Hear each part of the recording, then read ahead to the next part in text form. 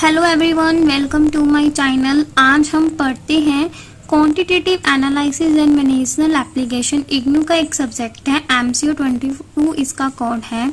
इसकी यूनिट 1 हम स्टार्ट करने जा रहे हैं, कलेक्शन ऑफ डाटा।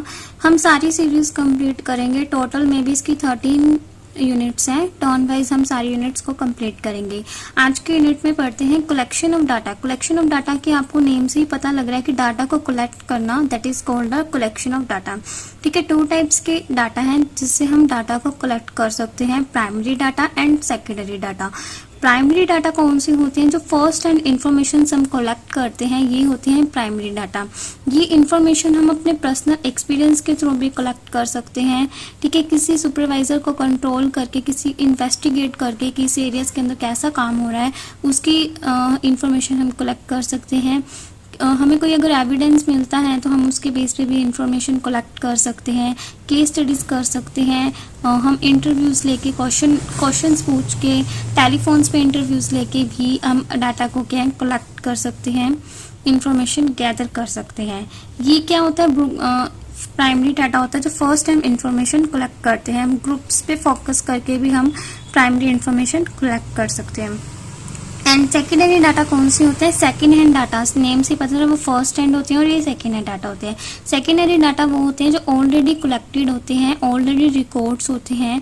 ये क्या है? थ्रू मतलब करंट रिसर्च रिपोर्ट बनाने के लिए जो रिसर्चर्स होते हैं बड़ी बड़ी कंपनीज के अंदर, बड़ी बड़ी सिटीज़ के अंदर, वो डाटा को कलेक्ट करके रखते हैं अपनी काम के लिए। ठीक है, गवर्नमेंट पब्लिकेशंस होते हैं, जैसे गवर्नमेंट्स अपनी रिकॉर्ड्स बनाने के लिए पहले से डाटा रिकॉर्ड्स करती है, अपनी बुक्स के अंदर जर्नल एंट्रीज करके रखती है, प्रॉपर मेंटेन करके रखती है। वेबसाइट्स पे भी उनका डाटा अवेलेबल होता है। ठीक है, एंड रिपोर्ट्स भी उनकी मेंटेन होती है। ये क्या है? एक अफोर्डेबल मेथड है।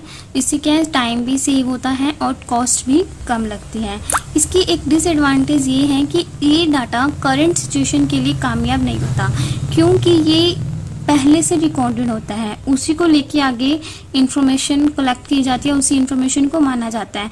लेकिन जो प्राइमरी डाटा है मेरे को पॉइंट ऑफ व्यू के वो ज़्यादा बेनिफिटेड है, क्योंकि वो हम करंट सिचुएशन को देख के अपने खुद के हैंड से डाटा को कलेक्ट करते हैं as compare to secondary data.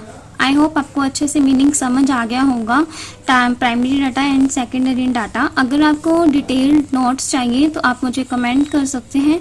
Instagram पर भी पेज है लर्न विथ नोट स्टडी के नेम से, उस पर भी मुझे आप DM कर सकते हैं।